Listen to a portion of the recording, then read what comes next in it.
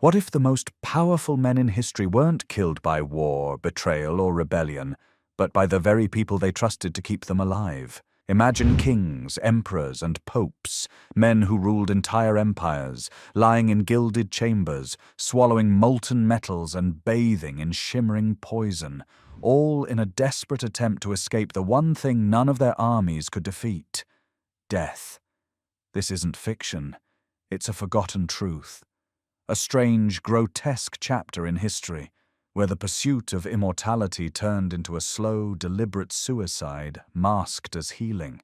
Because in an age when illness was a curse and death a divine punishment, rulers didn't just want to live, they needed to appear eternal, invincible, chosen by the gods. So they turned to alchemists and healers who offered them rituals wrapped in mystery and wealth. But beneath the gold, mercury, and fragrant herbs was a deeper fear, the terror of decay, of being ordinary, of losing control. These were men who held the fate of nations in their hands, yet couldn't protect their own bodies from betrayal. And what happened to them? Well, it wasn't just ironic, it was catastrophic. And as you'll soon see, the cure was far worse than the disease. They believed gold held the essence of the divine, unchanging, untarnished, and eternal. So why not consume it? Alchemists, cloaked in robes and surrounded by mysterious instruments, whispered promises to the most powerful rulers on earth. Drink this, and your soul will never rot. Your flesh will never fail. They weren't selling medicine. They were selling immortality, and those rulers, desperate to outrun death. In 11th century China, Emperor Zhao Shu was just a boy when he inherited the throne, but by the time he became a man, he was obsessed with prolonging life. His court alchemists brewed glittering tinctures of gold and mercury, claiming they would fortify the emperor's spirit and preserve his flesh. He drank them daily, believing they made him radiant, godlike. What they actually did was far crueler. His organs began to fail, his mind dulled, his strength evaporated. The golden cure devoured him from within. He wasn't alone. In 1277, Pope John VII, one of the most learned men in Europe, believed that consuming drinkable gold would align him closer to God. But even his intellect couldn't save him. His body collapsed under the strain of what his soul couldn't reject. And that was the tragedy. These men didn't just die. They unraveled, slowly, visibly, painfully. The gold didn't grant them divinity. It hollowed them out. Imagine the irony. Men who sat above nations brought low by something as beautiful and blinding as liquid gold. Because sometimes what shines the brightest hides the deadliest truth. He thought he was ascending to godhood. Qin Shi Huang, the first emperor of a unified China, wasn't content with ruling the living. He wanted to conquer death itself. Obsessed with eternal life, he ordered alchemists to scour the land for elixirs, to craft potions that shimmered with power. And what they brought him was mercury. It gleamed like liquid silver, moved with an unnatural grace, and whispered promises of youth. Qin didn't hesitate. He consumed it, bathed in it, surrounded himself with it, believing it would seal his soul in permanence. But the truth was slower, more insidious. The mercury seeped into his blood, poisoning his nerves, clouding his mind. His thoughts turned paranoid. He grew erratic, restless. His hands trembled, his speech slurred. The man who built the Great Wall could no longer trust his own reflection. And across the world, the same myth echoed in marble halls and candlelit courts. Western monarchs, hidden behind silk curtains and guarded rituals, experimented in silence. The poison was always cloaked in elegance: crystal vials, golden basins, perfume chambers. But behind that beauty was rot. The mercury they bathed in was not purifying them. It was slowly dismantling their minds. Madness became a side effect of luxury. Hallucinations were mistaken for visions. The line between healing and haunting blurred until nothing remained but a trembling shell of power. They had tried to preserve the body, but ended up losing the very thing they hoped to protect most: themselves. Because poison, no matter how beautiful,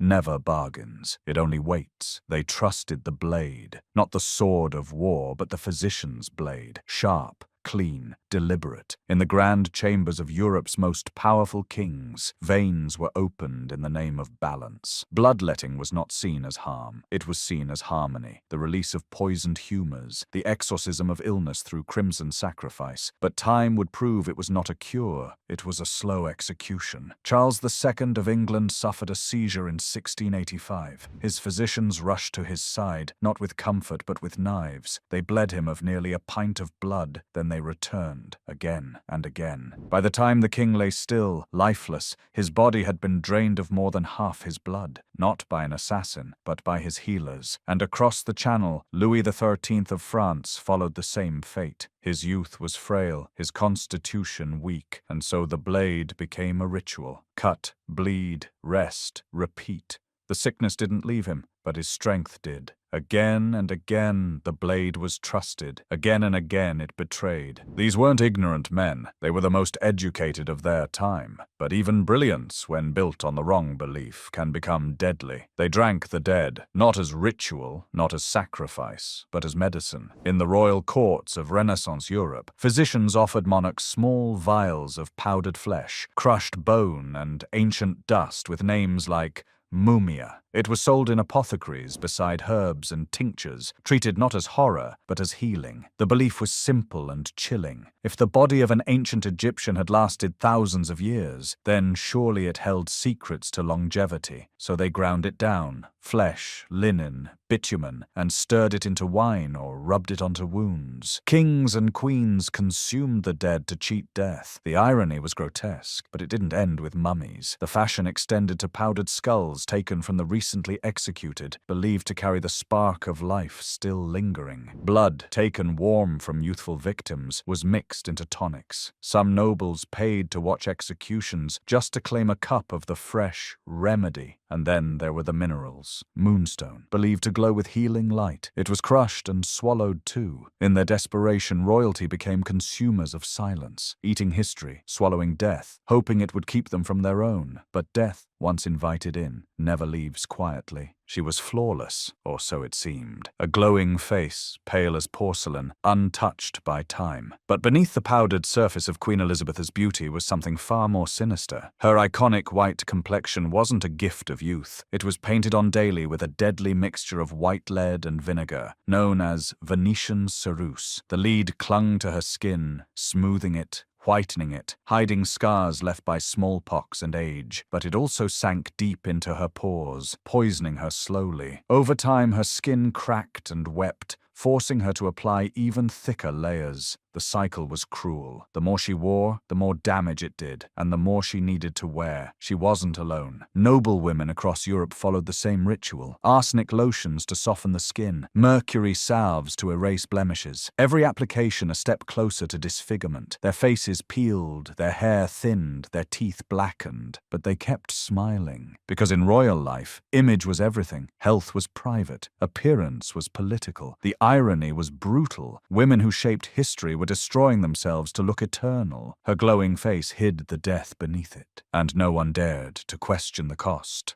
as long as the mirror still told a beautiful lie. They died not in glory, but in quiet horror, behind veiled curtains and beside trembling servants. Kings who had consumed gold and queens who had bathed in poison met the same end as the peasants they ruled, only slower, stranger, more tragic. Some raved in fevered madness, their minds buckling under Mercury's grip. Others swelled grotesquely, their bodies bloated from internal rot, their skin cracking beneath layers of powder and perfume. These were not peaceful deaths. They were warnings written in flesh. Centuries later, when the tombs were opened and the bones examined, the truth spoke again. Traces of mercury were found in royal hair. Slivers of gold were embedded in decayed tissues. The very elements meant to preserve them had branded their final story into the corpse, and in those remains lies a cruel certainty. No matter the palace, no matter the crown, the body cannot be bargained with. Gold rusts, flesh flesh fails. And death, the one equal ruler, does not care for titles. They tried to outwit nature, but nature never blinked. They ruled with iron fists and jeweled crowns, commanding armies, rewriting borders, deciding who would live and who would die. But when it came to their own bodies, their own fears, they were helpless. In their desperation to stay young, untouched, eternal, they turned to illusions wrapped in gold and silk. They trusted quacks over common sense, beauty over balance, ritual over reason, and in doing so, they invited death in through the very doors they believed they were closing. The tragedy is not just in how they died, but why. Fear of aging, fear of weakness, fear of being forgotten. These weren't just health rituals, they were acts of denial, and the cost was everything. Because in the end, immortality was never in the elixirs, the baths, or the powders. It was in the stories, the legacies, the warnings they left behind. They ruled the world, but they couldn't rule their own blood.